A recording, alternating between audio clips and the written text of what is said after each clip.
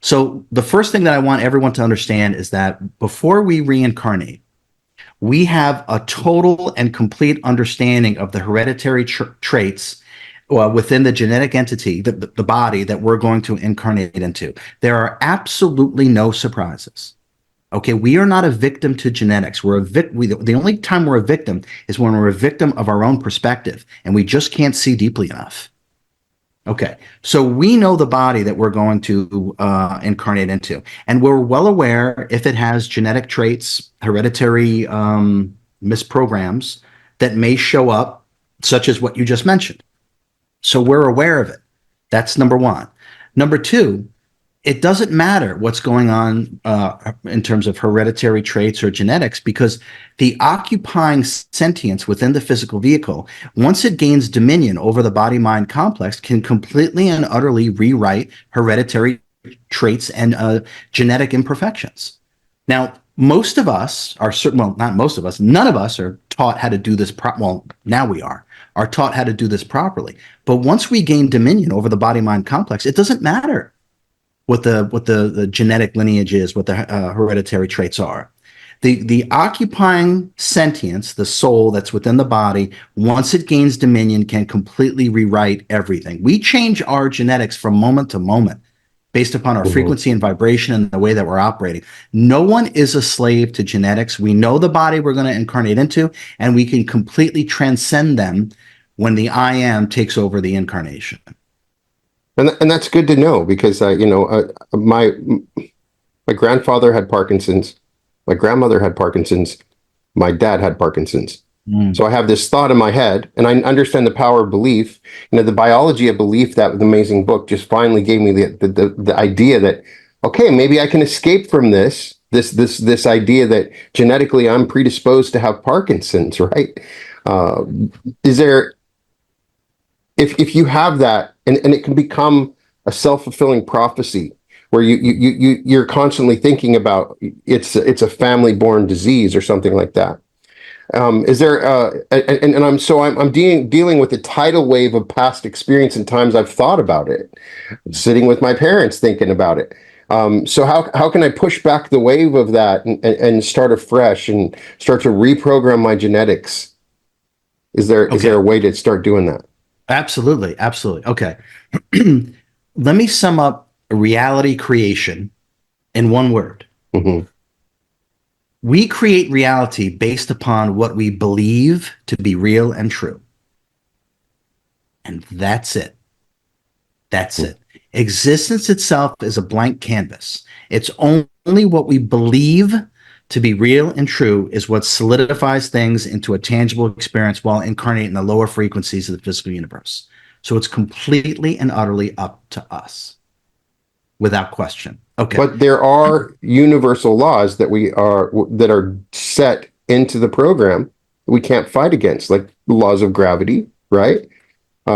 So those laws, are they built into our genetics? Are those attributable to some universal laws that are things I can't overcome? Or can I, if I'm born with white skin and I want to have black skin, I can't change that. I can put some makeup on, right? But I can't change the programming of my DNA to change the color of my skin. This is who I am, right? So that's a universal law I have to accept. Is it not? It is not. Okay, so no, not from my experience. Okay, let me just give an example about.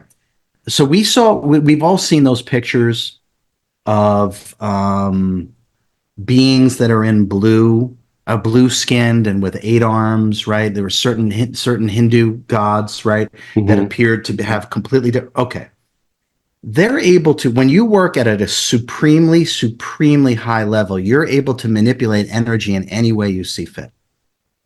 In any way you see fit. And this physical body is just energy. There's nothing solid about it. It seems solid, or it's an experience of solidity because we're viewing it from the same frequential bandwidth in which we have the experience.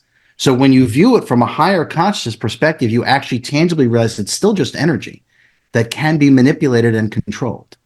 So at the highest levels, I'm not saying everyone is just going to turn around and turn their skin color blue or whatever, right? But can they? Absolutely. So we acquiesce to these so-called eternal immutable laws when we don't really understand, because we're looking at it from a human perspective. When you don't look at them, which I realize is a bit challenging, but when we don't look at things, Brian, from a human perspective, Mhm. we're going to see these laws differently, and we're going to then experience them difficulty. I mean, there are, what is it, salamanders or lizards that grow body parts back? Yeah. Okay, so so there's nothing that we can't do when we operate literally at the highest levels. So that's important. And when you also ask me, how do we start to rewrite our genetics? It's very simple. We do one of the instantaneous meditation magic tricks. That is, pretend you just arrived here. No past, no future. Hmm. Now you're starting over. Every now, Brian, there's a new you. If we're sick in this moment, right? And then the next now happens. The only reason, believe it or not, that we're still sick is because we completely and utterly expect to be sick in the next moment. Because it's literally a new you every single now, now, now, now. So we keep taking our past and throwing it in front of us and stepping into it as in our future, because whatever it is that we believe to be real and true is how we create our reality. Through detachment and non-identification, we can actually stop that entire process. Now, none of this is taught. It's until now. And there's a part of the things that I want to do when I do workshops and retreats. We go way past what is accepted in terms of what's possible and what's not possible. But the truth of the matter is, we are a limitless creator being that's born anew every single now. Now, the key is to not just understand that mentally, because that's nowhere near good enough. Most of us understand what's wrong with us. Well, that doesn't help us heal. That doesn't even do anything. So it's Hmm. not about mentally understanding these things, Brian. It's about the tangible knowingness and recognition of these deeper truths. And that's what allows transcendence over ill health. Obviously, if it was simple, you'd have a bunch of people that were healed. Obviously, there's a huge number of blocks and obstacles for people to go to that level of transcendence. You've had some experience in bringing this transcendence to other people. So, what do you find to be the biggest obstacle for people that are trying to heal and they just simply can't? Two things. Great question, Brian. Two things. The programmed mind, right, which is everything that we've been told, and then accept what we believe to be real and true, and then we create that reality. So our programmed subconscious pattern egoic mind is number one. And number two, the identification with the experience. So all suffering, what that means is all suffering comes from identification. Now, once you identify, and the foundation of the ego mind identity is identification with the genetic entity or physical form. Now, once Hmm. you identify with that and think that's you, the physical world becomes real and therefore solid. And now we've created resistance.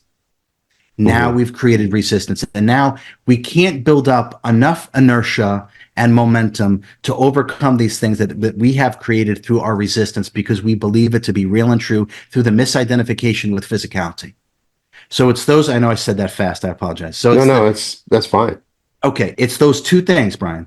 It's the pattern subconscious egoic mind, which really means being a consumer of all the stuff that's put out there. And we just say, yes, studies now show Hmm. XYZ. And we go, yes, that's right. And then the deep identification with the physical form. And once you identify with the physical form, like I said, suffering is inevitable.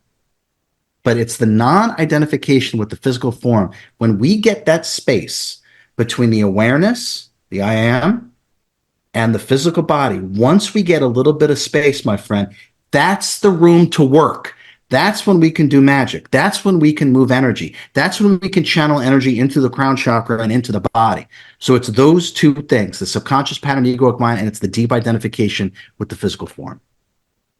So true. Okay. So one of the things I like to say is that the painter is not the painting. Hmm. Okay. So we are not this actor who's performing actions. We are not this human character. Now, I know we identify with it and we lose ourselves in our creation. The painter is losing himself in the painting, right? But the human character and the actions and the experiences that it has is simply a projection from within our consciousness, outwardly projected by the I am or the fractal of God.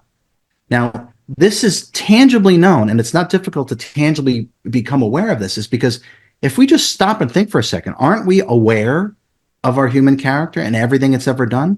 And if we are actually the awareness of every thought, every emotion, every action, every bodily sensation, then how can we actually be the character if we're aware of it? Okay, there's your proof. We are the awareness of this character and all the stuff it does. The painter is not the painting. Now, once we gain that level of detachment, Brian, that stops the momentum. Mm-hmm. That's the key. If we keep identifying with every symptom, every ailment, every thought, every emotion, every bodily sensation, well, then that snowball is only going to get bigger and more powerful and just keep rolling. You're absolutely right. All we have to do is realize the truth, is that we are the awareness of everything our human character does. And one cannot be the awareness and the victim at the same time. Period. Yeah.